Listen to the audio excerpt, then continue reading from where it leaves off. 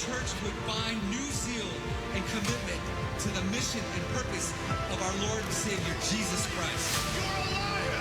You're a liar! Before I formed you in the womb, I knew you. Before you were born, I set you apart. Well, it's that time again, ladies and gentlemen, for the Political Pulpit. I'm your host, Josh Navarrete, and it's so good to be back here on the program on this beautiful Monday. What is it, Tuesday? I don't even know what day it is anymore. It's been a busy month. We've been plugging away in so many different areas. We're trying to change every life, one family at a time, this time through private education. We're starting a Christian school, believe it or not, at our local church ministry here in Mesa, Arizona. And we're breaking kids out of the system, breaking them out of the system, the public system that's been working really hard, or at least not working hard enough to protect our kids against liberal ideologies. But we're going to go ahead and step in like I believe all churches should do. I think our pastors and ministers, people of God, people of faith should step in and make a difference in your community, and that's what we're going to do, and that's what we're doing. So we've been working really hard on that. Of course, we're still working and making sure that all things Political Pulpit still get out there every week, and we're extremely grateful for all of our supporters, our partners, everybody that stepped in and partnered with us right away and continue to support us. You can see how to support us by becoming a partner at www.politicalpulpit.com/partner. Take a look at that page and let us know what you think. You can either do a one-time donation or you can be a monthly partner, which we're very grateful for. And it helps us get the word out, get the message out. It's a political pulpit, but it's from a biblical worldview. Nobody likes that word politics, especially putting the other word pulpit together. So I figured, well, it's probably going to make you a little bit curious. And that's going to be our outreach, our message, our sounding board, our what is it called? A blowhorn, whatever, microphone, soapbox, you name it. That's what we're doing. All right. Don't forget to visit us at politicalpulpit.com/partner, or you can subscribe to our newsletter, get our weekly newsletter out to you. And if you're watching us on Facebook, Instagram, or X, be sure to share with your friends. It means a lot to us. Helps us break through the algorithm of, I think somebody was searching Political Pulpit the other day on YouTube, and they were like, yeah, we couldn't find it.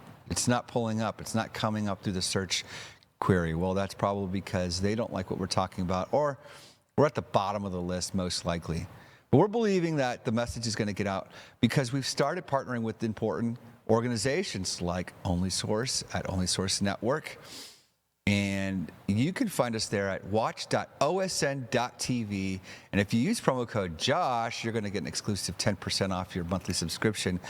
But it's not just the Political Pulpit that's on OSN. It's other commentary, other Christian voices, conservative voices, and prophetic voices. You got people like Vince DeGaulle and Doug Norvell and Dave Robbins. And you have other great voices on there like Irvin Baxter, the great late Irvin Baxter, who founded End Time Ministries. You want to learn about prophecy, you definitely want to plug in at End Time Ministries, watching them at watch.osn.tv. All right, let's get into it. We got tons of news to cover. We want to show what's been happening throughout the day. My heart goes out to many of those that lost their lives. We just had a summer camp here in Arizona at our local ministry. We do this every year. It's a huge deal for us. We put a whole year's worth of work and effort to making sure our kids are safe and tucked away at their cabins up north.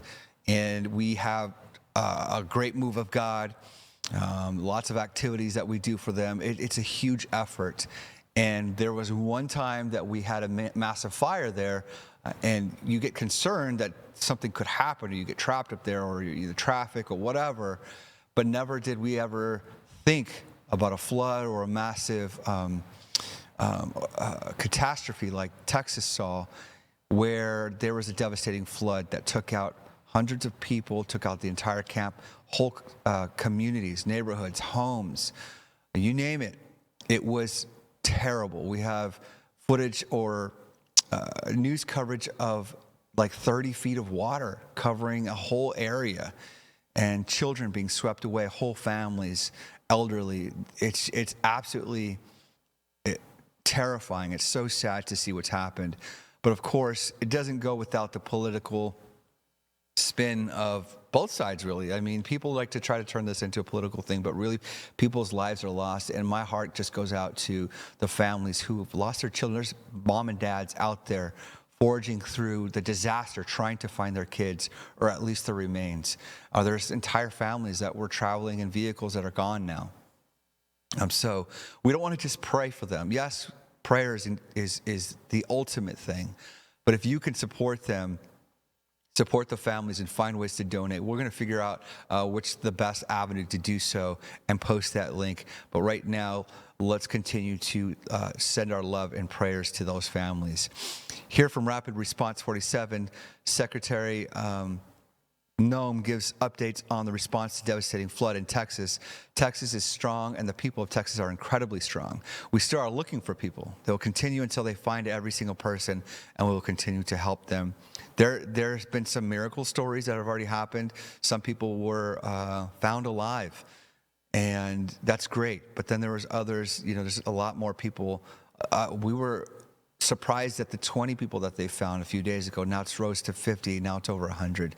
It's absolutely devastating. All right, let's take a look what Secretary Kristi Noem says. Texas is strong, and the people of Texas are incredibly strong. They've gone through something that is absolutely horrific, and it is heartbreaking to watch these families suffer the way that they are. As soon as this flash flooding event happened, the governor has activated his emergency responders. Nim Kidd is his emergency management director, who is incredible, and has immediately worked with the local first responders to get help to individuals and get them evacuated, put requests into me. We deployed, sir, right away, as you know, because you and I were talking a lot during this time, the Coast Guard. We also had some assets out of Customs and Border Protection. Our BORTAC teams went in and helped with rescues and clearing debris so that we could get roads open and people get the help that they need. I think when I got there the most, sir, that day, as soon as I arrived on site, was getting a briefing from all the emergency responders, was just how unified they were in focusing on the fact that we're there to save lives. They were there to rescue people, find people who were still alive, and to reunify them with their family members. We as a federal government don't manage these disasters. The state does. We come in and support them, and that's exactly what we did here in this situation. FEMA went to an enhanced level immediately, but as soon as you signed the major disaster declaration, we were able to get them resources and dollars right away, just like you envisioned, through state block grants to help them with cleanup. And we're still there in presence, and FEMA's been deployed, and we're cutting through the paperwork of the old FEMA, streamlining it much like your vision of how FEMA should operate, and it's been a much better response to help these families get through this terrible situation. We still are looking for people. We're still looking for a lot of little girls and other family members that were camping along that river, and they will continue until they find every single person, and we will continue to help them and assist in that. I was surprised when I got there at the camp that day, right after this happened, the parents that were there, the parents that were looking for their children and picking up their daughter's stuffed animals out of the mud and finding their daughter's shoe that might be laying in the cabin, and just hugging and comforting people matters a lot. I'm extremely grateful for God's hand in that whole situation, because hundreds and hundreds and hundreds of people were saved. And this is a time for all of us in this country to remember that we were created to serve each other. God created us to take care of each other. And that when we do that, we are happier, we are more fulfilled, and we can walk alongside people on their worst day and help them get through it and come out the other side, knowing that we can continue to live a life that God has purposed for us. So they're grateful for you. Several times The day after the flooding, you and Melania were on the phone with me, and I want to thank you for that. That meant the world. I was able to tell many of those folks that I had been visiting with you and that you had said, whatever they need, Christy, let's deploy it and get it down there and be helpful. And on Sunday, when the families were waiting at a church to identify their children's bodies, Franklin Graham and I called in and prayed with the families and read some scripture with them, and he was incredible in making himself available to that as well. We'll be back down there in a couple of days and continue to do all we can, but this is an unprecedented event. It really is. There's been tragedies like this around the country, but everyone is unique in different situations, and the response the federal government had supporting the state through this, I'm proud of the people that stepped up and immediately came. The Coast Guard, when they came in, they had a difficult time even getting the aircraft in and landed. They had to try several times in the weather to get it in and deploy, and I think we've heard about, our one Coast Guard member that was responsible for saving over 165 people, but that entire crew did incredible work. And all the first responders there did incredible work. And I know people are getting tired now, but they're getting reinforcements and volunteers are showing up. And I just want to commend the governor and his team for being the leaders. And they're so thankful that you're letting them make the decisions and manage the response like it should be. And then us supporting them with the resources of the federal government. We've already deployed dollars to the state, much like the block grants that you've talked about. Right. So they're grateful for that, sir. So I think it's important to note here that the federal response was quick, swift, cutting through the red tape, the paperwork, and getting what these people need quickly. And there's a lot of talk that there are budget cuts and emergency response cuts and all those things, but the bill had just passed. Those things aren't true. As a matter of fact, they're getting things, supplies, equipment, support, help a lot faster than they would in the past. So we just need to continue to pray for these people, and anything you can do to help is much appreciated, of course. We can't imagine what these families are going through. There was a report earlier today, at least 109 people have tragically died, and 161 remain missing following a catastrophic flood in Kirk County, Texas. Let's take a look. Governor, thank you. The governor said it. We have 109 fatalities and 161 missing. Every asset and resource that the Department of Public Safety has is being used on this response. We have 258 people just from DPS assigned here in Kerrville. Governor, thank you. So that's a staggering number. I mean, from a flash flood, a massive flood. This is something that is, I think there's actually, this happened way back in the 70s in the same area. Maybe it was the 80s, something similar. So they must not think, or it must not happen a lot, but there are a lot of things that are happening in this country, in the world, that are a huge scale. Floods, earthquakes, storms. We're not even hurricane and tornado season yet, so let's see what happens. Here's just a quick overview of what it looks like.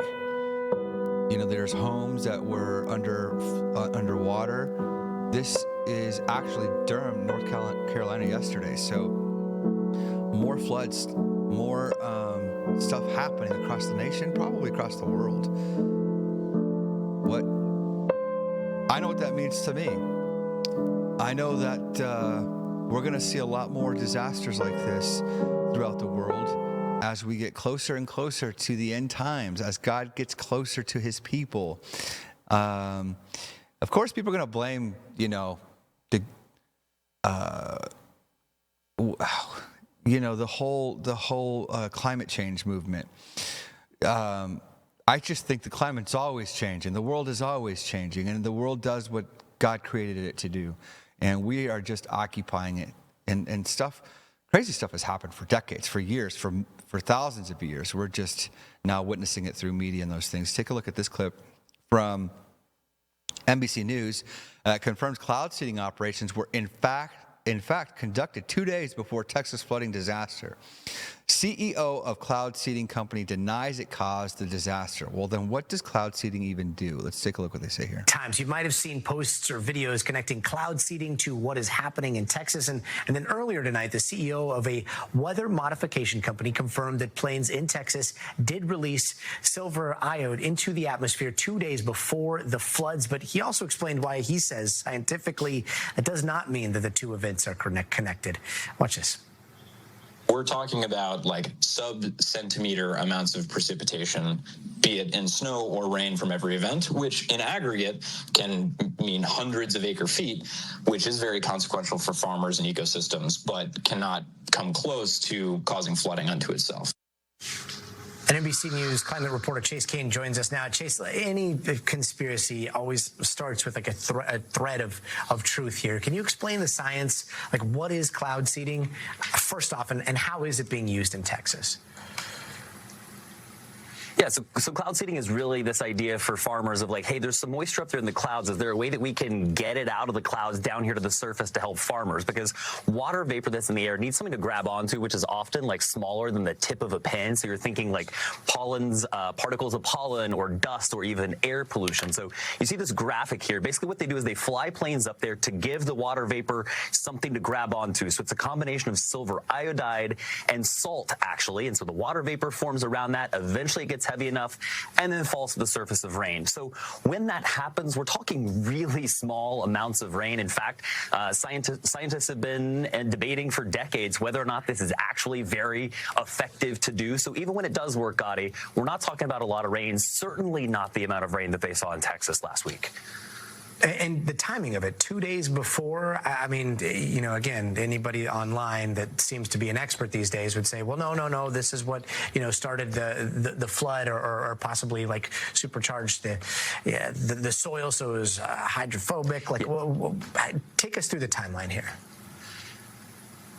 Yeah, that's a really important point, Gotti, because this cloud seeding, it works within like 15 minutes, half an hour, maybe an hour, and then that's it. So that was done 2 days before. So the CEO saying this, other scientific research establishes that cloud seeding isn't going to trigger something like this, certainly not 2 days after they were doing it. They were only up in the air cloud seeding for about 20 minutes because, again, it's targeted to a pretty small area of land, which was not even over where the worst of this flooding was, Gotti. So we're talking 30 minutes to an hour, certainly not 2 days in advance. And I mean, cloud seeding is human-caused climate change on a very micro level, but when we're talking about climate change on the macro level, does it look like this flood has any links to climate change? Well, I'm glad we're going to stop it there because, of course, they're going to start talking about climate change. I don't know what happened or why it happened, but I don't know why humans try to play God all the time. I will say this. When you got a little plane, cloud seeding, yeah, probably nothing. But what about the larger jets that are obviously doing something to the skies while they pass through?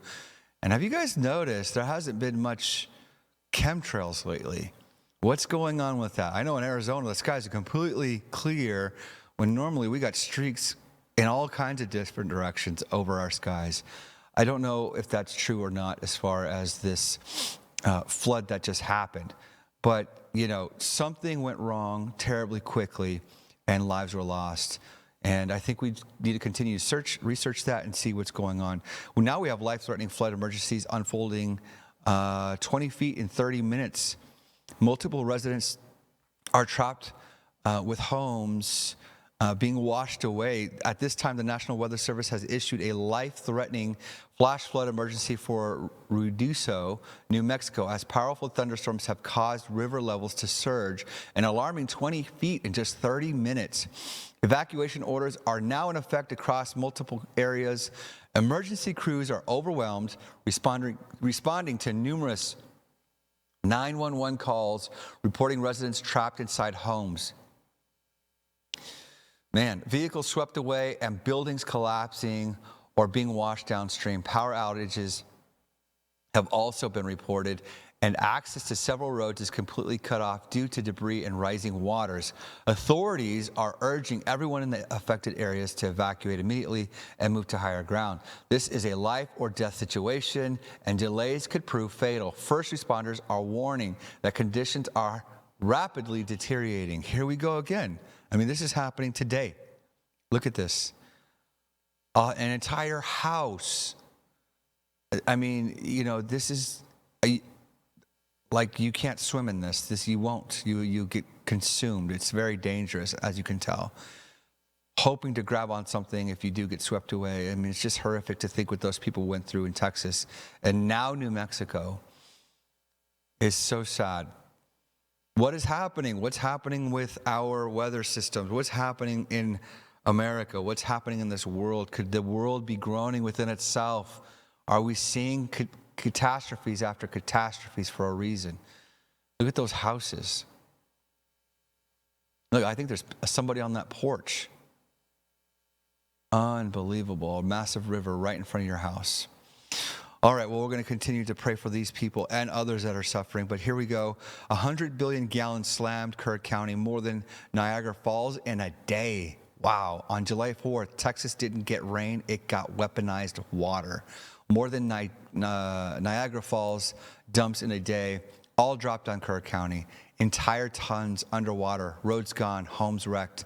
And it just so happens to hit right after active cloud seeding ops were reported over Texas. This isn't natural, it's engineered. Wake up. That's what this poster is saying. But let's take a look at what they report here. Complete devastation. Our thoughts and prayers are with her. And I want to put this in perspective for you. In these areas in Kerr County, we've talked about the amount of rain that's fallen, right? About 13 inches of radar estimated rain in places. But when we talk about this amount of water in terms of a volume, it's pretty shocking. In just a few hours, 100 billion gallons of water over this area here in this white fell. 100 billion gallons of water. That is more than the amount of water that flows over Niagara Falls daily, in a day. So that much water fell in a matter of hours. It is no wonder that the Guadalupe River started raging, started flooding, and brought with it complete devastation. Yeah. Our thoughts and prayers are with everybody out there as they are continuing these recovery efforts.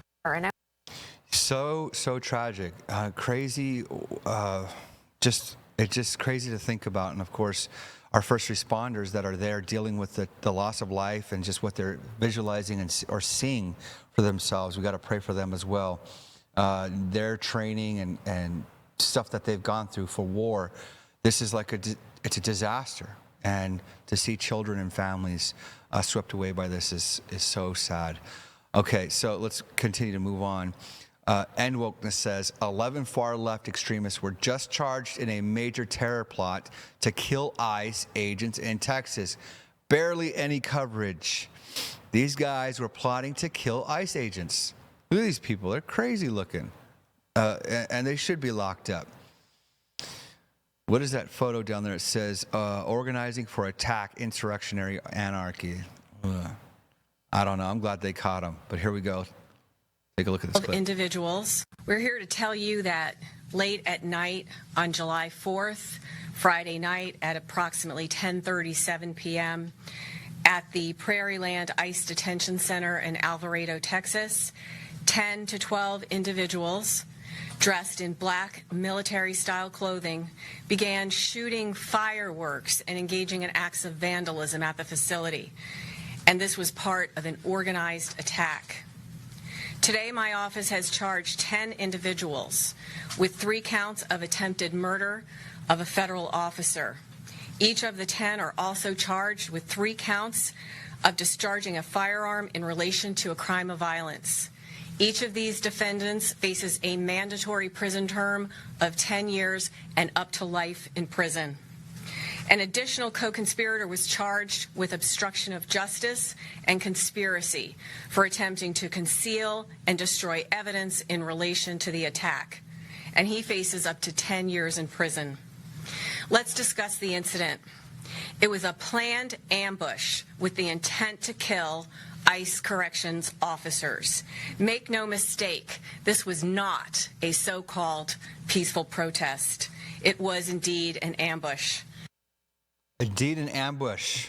That's exactly what it was. And the scary part is that there's probably more like them out there. And I blame the crazy media who heightens and tries to I don't know what you want to call it, but they're basically showing people the ICE are the bad guys, and it's fueling the fire with the crazy folks that are after them. So take a look at this coverage today from terrorists. What do you make of the organization and sophistication level of this, and what are you doing to protect your agents in light of these attacks? Well, look, unfortunately, Martha, I said over 2 months ago, I said on your network, numerous networks, I do a lot of interviews, I said over 2 months ago, if the rhetoric continues against ICE agents and Border Patrol agents about being compared to terrorists, like Congressman J. Paul did, being compared to Nazis and racists, that it's going to end with the use of force, that either a criminal is going to die or an officer is going to die.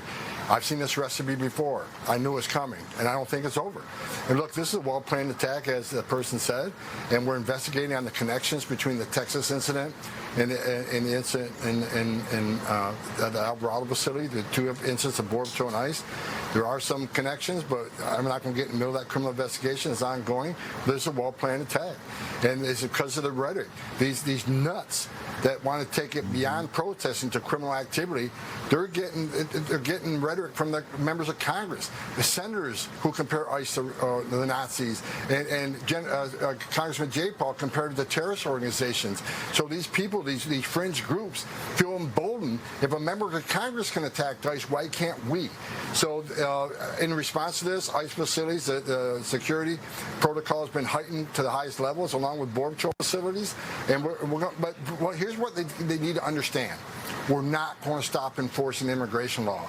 President Trump made a promise to the American people to secure the border. We have the most secure border in the history of the nation today. Now we got a lot of illegal alien, criminal, public safety threats, national security threats we need to find and remove. That's not going to slow us down. We're going to do this job. Public safety threats and national security threats. That's where it's at. Now imagine you going out there, because these are immigrants, defending or challenging or attacking federal agents because they're arresting national security threats and community threats, terroristic activities. What kind of sense does that make? And then people are freaking out over this alligator Alcatraz, where criminals are going to go stay. Well, it's absolutely insane. And he's absolutely right. You got governors, you got mayors, you got Congress people that are using this type of messaging, getting the crazies, the fringe people, all excited and worked up. And now here they are on the attack. What else do you think is going to happen? Take a look at this clip. The federal government is not leaving L.A. I don't work for Karen Bass. The federal government doesn't work for Karen Bass. We're going to be here till that mission's accomplished, as I said, and better get used to us now, because this is going to be normal very soon. The federal government. So, yeah, you're absolutely right. You don't work for Karen Bass.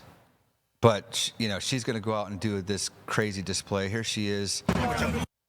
In L.A., she's trying to stop a federal immigration raid. They need to immediately leave now. So now you're defending criminals.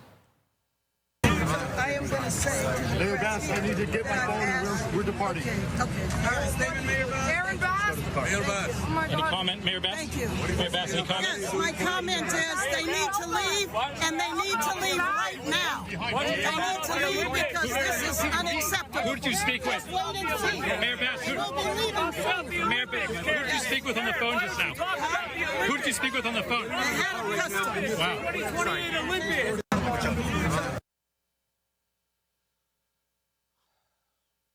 Where was she with the fires? Like, how about we needed water right now? And the fire hydrants that were empty, and your houses are burning, but you're out here defending criminals. It's so backwards. It's unreal. President Donald Trump says that there's no amnesty and we're getting rid of criminals. We're not talking amnesty. They're after criminals. If you're in the perimeter, if you're in the proximity of these criminals, chances are you're going to get picked up if you're an illegal alien and you haven't done the right thing, done the paperwork, got your visa and all those things. You could get picked up. Yes, that's true. But take a look at what the president says today about amnesty. There's no amnesty. What we're doing is we're getting rid of criminals, but we are doing a work program. Do you want to explain that, please? Yeah, this morning we talked about, of course, this was a top-of-mind question. This morning we talked about protecting the farmers and the farmland, but obviously this president's vision of no amnesty, mass deportation continues, but in a strategic way, and then ensuring that our farmers have the labor that they need. Secretary Chavez-Durimer has been a leader on this. Obviously, this comes out of the Labor Department, but moving toward automation, ensuring that our farmers have that workforce, and moving toward an American workforce. So all of the above. We've got to give the farmers the people they need, but we're not talking amnesty. There's no amnesty. So they're going to make, it's like a workers program, which we've been saying. That makes sense. Allow people to come work, but do it the right way. And you can't just become a citizen just because. And speaking of criminals, take a look at this video of this news coverage. This Cuban urban artist held at Alcatraz. He has a phone somehow. Claims mosquitoes are the size of elephants amid harsh conditions at the detention center. Says here, watch as 34-year-old Limzy Izquierdo, also known as Limzy La, Figura, a self-described Cuban urban artist, was arrested following a violent altercation. The singer confirmed in a phone call he has been held at a detention center in the Everglades since Friday, where he claims the conditions are inhumane. According to Izquierdo, detainees have no access to water for bathing. He hasn't showered in 4 days and is packed in with roughly 400 others. That fits like couple thousand or maybe 2,000. He says food is only provided once a day and is sometimes infested with worms. Really? The lights stay on around the clock, the tents are freezing, and the mosquitoes are the size of elephants. Detainees are not allowed outside. Izquierdo faces charges of aggravated assault with a deadly weapon. What are we even talking about right now? Why is this guy even a story?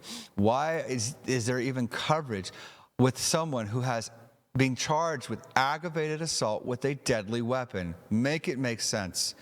And battery after allegedly attacking a tow company employee who was trying to repossess a jet ski, according to the police report. So he doesn't pay his bills. He attacks the tow company with a deadly weapon. I mean, why? Oh, why? All right, take a look. On the phone describing what is it playing? Can you it's like inside the so-called alligator Alcatraz. It says he's been at the detention facility out in the Everglades since Friday. No water to bathe, he says. It's been 4 days since he showered. 400 people he believes are inside the facility. Only gets fed once a day, he says, and some of the food had worms. Detention center lights are on 24/7. The mosquitoes, he says, are the size of elephants. Izquierdo's partner, Katia, says he's a permanent resident who was arrested last week. First taken to TGK, then to Miramar, and finally to the Everglades facility. Good morning, sir. You speak English? No. Here is Izquierdo in bond court last Thursday. You're charged with aggravated assault with deadly weapon and battery. The police report says it all has to do with a violent dispute with a tow company worker who was trying to repossess a jet ski. Now back to the call. Complaints they're not allowed to go outside and the tents are freezing. Good. Quit breaking the law and attacking people. Pay your bills or turn it in. Something. It's crazy. How he even got news coverage is beyond me. Elon Musk is saying release Epstein files will be a priority for the New America Party. You guys know he's starting a new party. Prophet Kim Clement actually predicted this through a prophecy. But I take the prophecy to be actually a good thing. I don't know that this whole America Party from Elon is a great thing. Who cares? We need to focus on making America great again and focus on You know, I don't know that Elon's in the right mind, but he's also mentioning the Epstein files, which is a big deal lately amongst the MAGA crowd. So we're going to cover a little bit of it. Open-minded approach says Trump wants you to forget about Jeffrey Epstein, but Dan Bongino from 2023 has an important message for you. That Jeffrey Epstein story is a big deal. Please do not let that story go. Dan Bongino, the deputy FBI director from 2025, on the other hand, seems to have lost his spine. Let's take a look at this video. That Jeffrey Epstein story is a big deal. Why isn't it playing? Can you guys hear it? Listen, that Jeffrey Epstein story is a big deal. Please do not let that story go. Keep your eye on this. Catherine Rumler, we need to keep the heat on this case, folks. There are a lot of people who are knee deep in the Washington swamp who are not telling you the truth about serious allegations out there that Epstein may have had video and audio of people out there doing things they shouldn't have been doing. And you should be asking yourself the question, how is it that all these people, the CIA director, the Obama fixer, Bill Clinton, all intersected paths with Jeffrey Epstein? Jeffrey Epstein isn't with us anymore, and nobody seems to want to talk about it. Outside of a few entrepreneurial media outlets saying, hey, this is a big deal. He killed himself. You want me to get, I've seen the whole file. He killed himself. Listen, that Jeffrey Epstein story is. That's just, I don't know. I think people want answers because it don't make sense.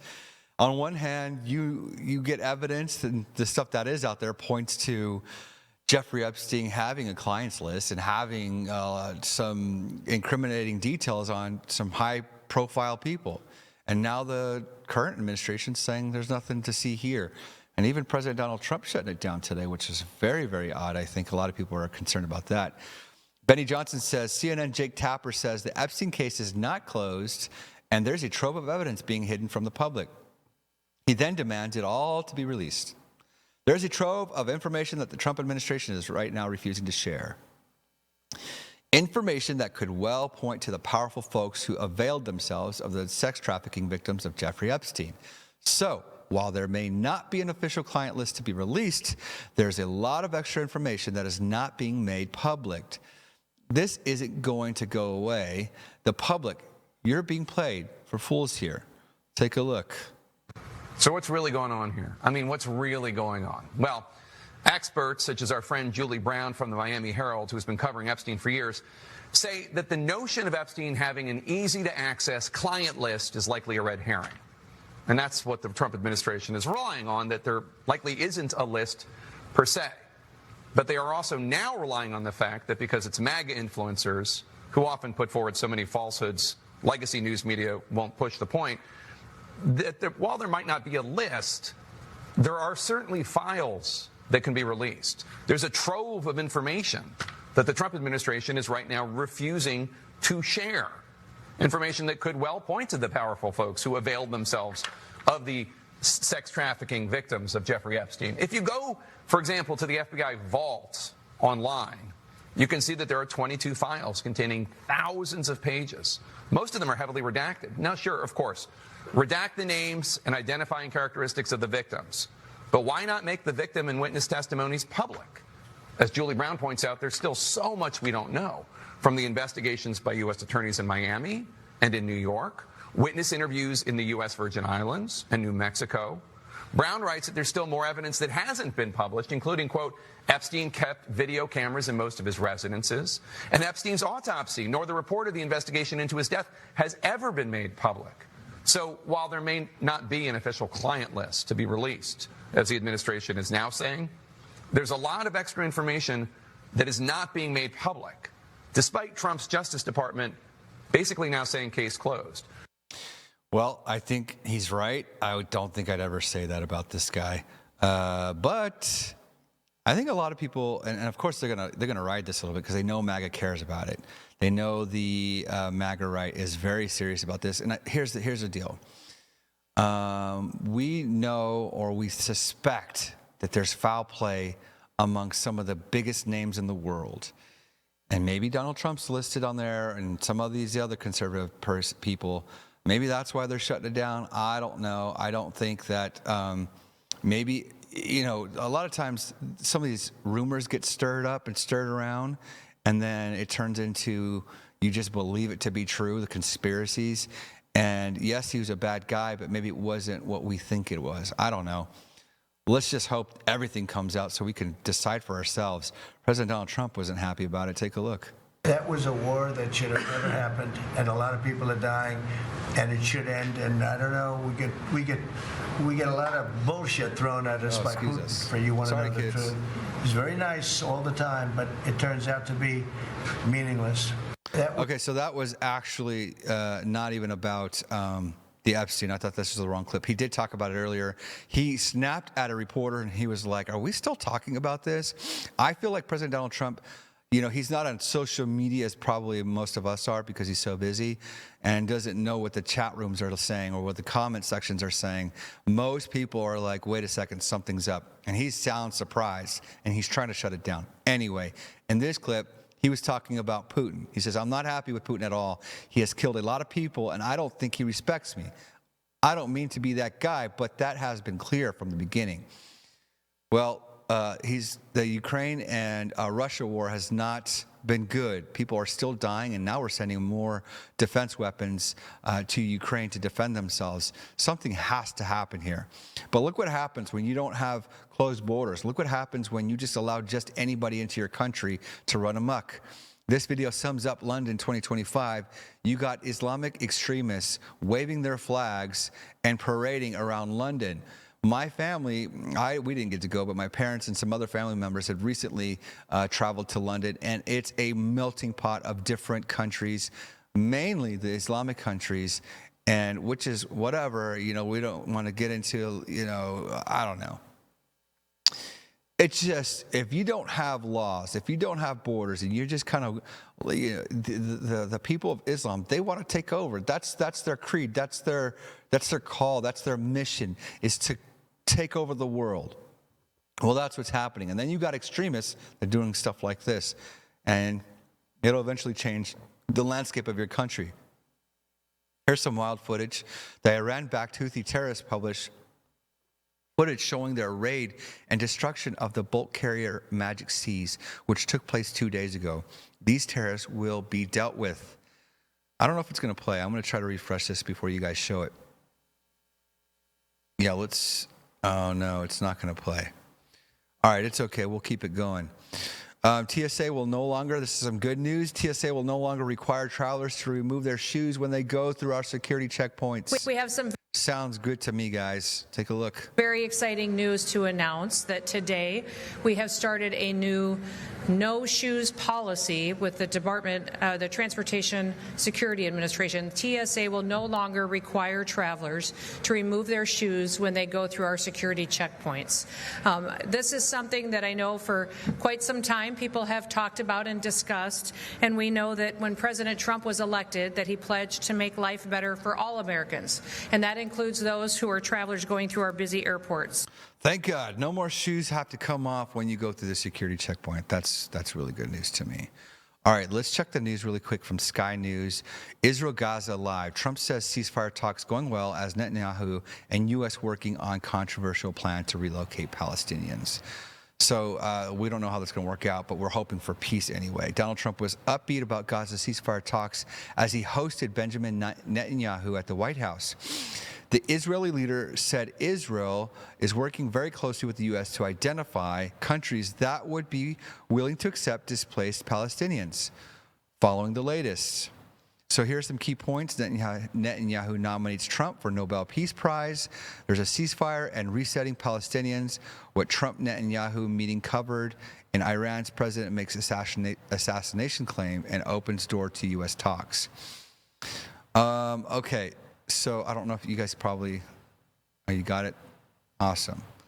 So Gaza ceasefire deal sees progress, Israeli minister says. The progress has been made on Gaza ceasefire deal, an Israeli official has said.